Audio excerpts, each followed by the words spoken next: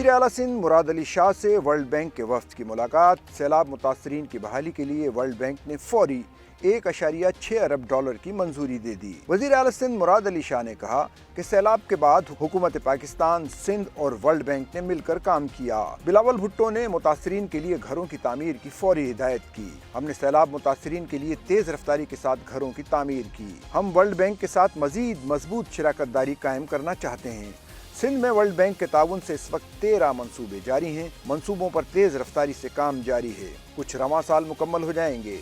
انہوں نے مزید کہا کہ سندھ میں ورلڈ بینک کے تعاون سے 5 منصوبے پائپ لائن میں بھی ہیں۔ سندھ میں جاری منصوبوں کی پیش رفت پر انتہائی خوشی اور اطمینان ہے۔ سندھ میں منصوبوں کے لیے جو فنڈ دیا جاتا ہے اس کا صحیح استعمال ہوتا ہے۔ ورلڈ بینک کے ایگزیکٹو ڈائریکٹرز نے سندھ حکومت کو مستقبل میں مزید تعاون کی یقین دہانی کرائی۔ ورلڈ بینک کا کہنا ہے کہ سندھ میں جاری منصوبوں کی پیش رفت پر انتہائی خوشی اور اطمینان ہے۔ عالمی بینک کے ایگزیکٹو ڈائریکٹرز کا ایک اعلیٰ سطح کے وفد کے دورے کا مقصد پاکستان میں اقتصادی ترقی کے منصوبوں اور سرمایہ کاری کے مواقع پر بات چیت کرنا ہے۔ عالمی بینک گروپ کا وفد ایگزیکٹو ڈائریکٹرز پر مشتمل ہے۔